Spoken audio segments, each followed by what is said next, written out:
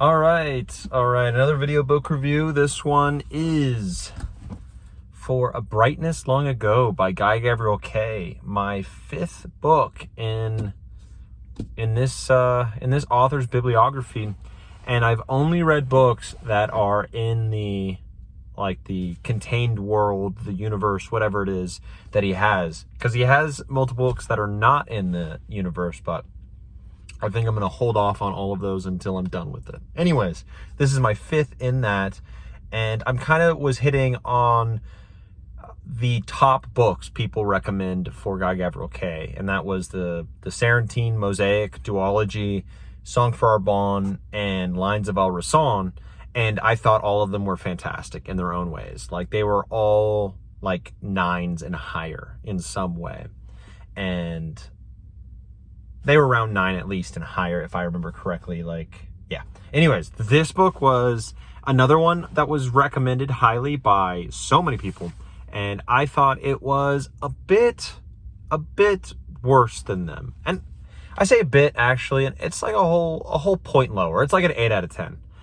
And this is probably the earliest I've ever given a review, like a score for any of them, but it is an 8 out of 10 because it didn't hit as hard, nor did it have the weight that a lot of the other books, that the other 4 books had.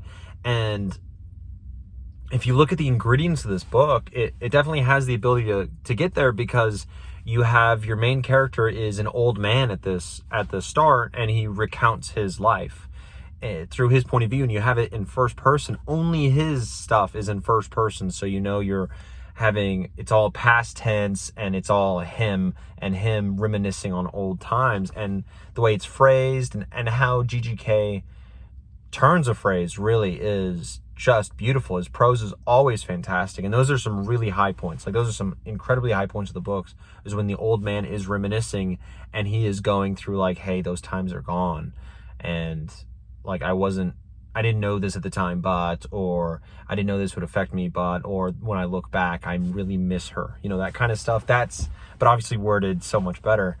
But that is just where the book hits the hardest for me. And the parts that don't are, I think, and what brings it down a bit for me too, is the repeated, I don't know whether to call it a trope or just a way that a story frame that he has, in which he has 2 rival captains of men, whether they be called kings, mercenary leaders, chiefs, whatever you want to call them, right? Here they are 2 opposing leaders of mercenary groups, the best in the land, both of them. Neither have fought each other and lost ever, right? So, or anyone really and lost, only each other. They're the best. And both of them are like philosopher generals, basically. Very, very skilled at everything they do. Really great swordsmen, great, great thinkers of their time. And you have to be to really be on their level of what they're capable of and what they're known for.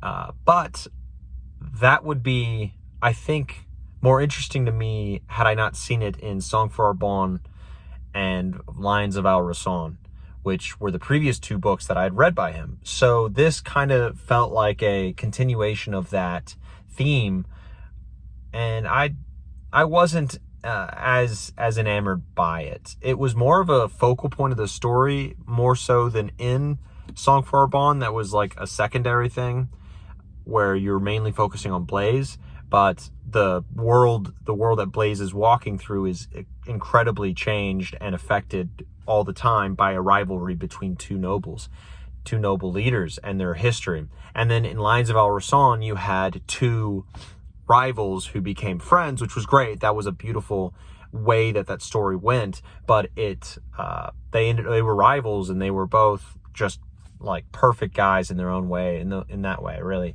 And this, it's kind of the same way.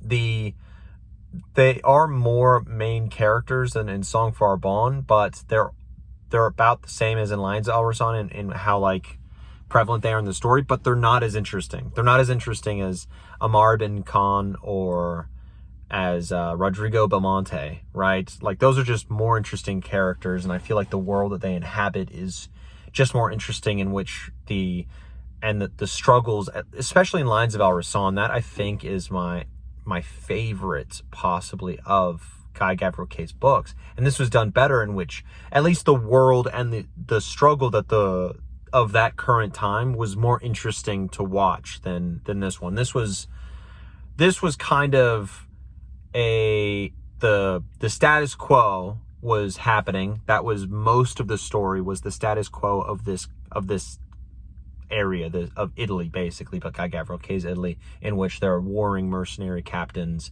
who are all kind of fighting for different city-states as they vie for power, and then other city-states are paying money to keep the power as it is and the balance that it is, and there's kind of a juggling there between it. And that's how it's always been in its stress. That's how it's been for, countless number of years. The thing that shifts is the fall of Sarantium. Sarantium, which is Constantinople, and in our history, Constantinople fell to the Muslims in 1453? I think that's what it was. And this is the same. Once Sarantium falls, and it's going to fall, like you find out very soon it's going to fall, that reverberates through it. I know GGK likes to pick periods of time in history in which like great changes are happening, and that leads to drama in its own right. And that's just an interesting setting to have. And most of this setting was in the status quo of that time period, until obviously Sarantium fell towards the end. So it was less interesting also in that way. And I think the characters themselves were all less interesting than you would get, and less engaging to me than we got in Song for Arbonne, Lines of Al Rassan, and definitely Sailing into Sarantium, and Lord of Emperors. Those were all superb. I just think the character work was just a little bit less strong here. Now, what I do, mentioning Sailing to Sarantium and Lord of Emperors, what I loved about this book was all of the callbacks, and it was, you get the Marvel and whatever Star Wars kind of Easter eggs, and you're like, oh great, I didn't really need to know why Han Solo's name was Solo, because he showed up to the recruiter alone. Anyway, that's a whole different thing. It can get exhausting and you don't care. Great, show me, jangle the keys, right? Jangle the keys and I will jump for it. That's kind of what callbacks have seemed to be, for me at least. It's just cheap. In here, it was not that way. The things that were mentioned in here were like mosaics that Crispin did, or places even the woods that were a really big part of Sailing to Sarantium, in which the bison god is there, right? And you get just an echo of that, and you see that dome, that Jadite dome with Jad as the Eastern portrayal of the old man, and not some warrior, but it's the one that I won't spoil it. Anyways, it's very important in that series. And you see it again, or you see a house that Crispin had worked on, I believe. You see these things, and a big part in Sailing to Sarantium, and the Sarantium mosaic is how the art, the mortality of art, and that who you are, and you will fade through time, let's say, even more so than the art, but the art will last. The art is what matters and will last, and what it says about the people of the time, let's say. That's a big part of that duology, and to see a big part of that duology, the artwork, 1,000 years later, and how it's seen and portrayed it enhances the first duology by that. And I think GGK obviously is knowingly doing that, and that it was a joy to see, and I really loved that.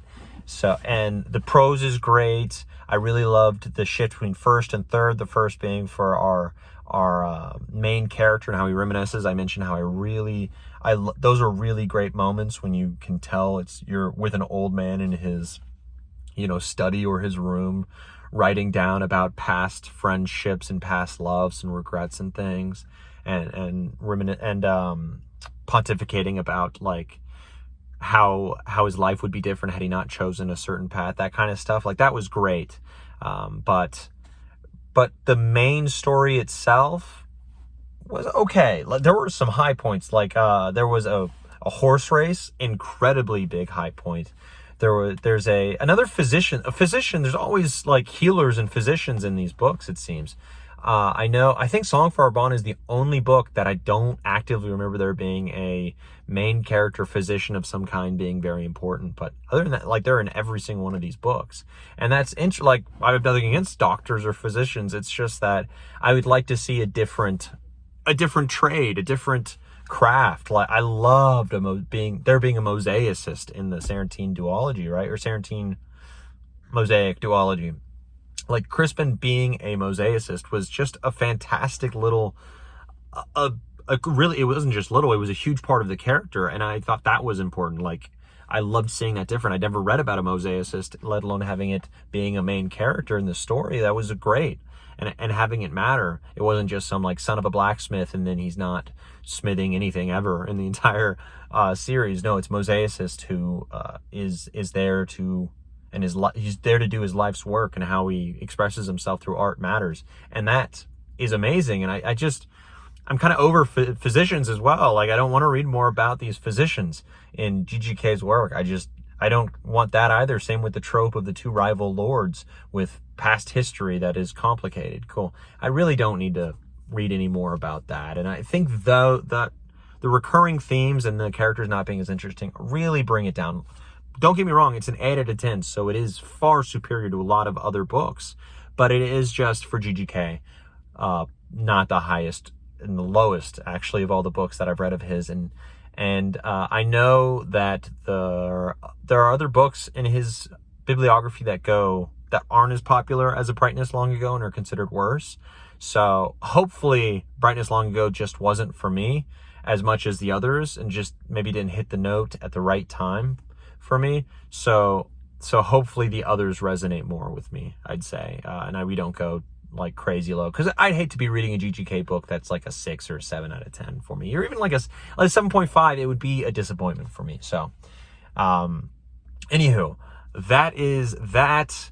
8 out of 10, still a good, really, really good book. Bordering great, but not there. I'm excited to read the next book, which is chronologically All the Seas of the World. That's what it is. And I'm very excited to see how the fall of Sarantium reverberates through this 15th century pseudo-Italian GGK double-mooned universe, world, whatever. Anyways, that's that. Oh, I noticed hat hair like crazy.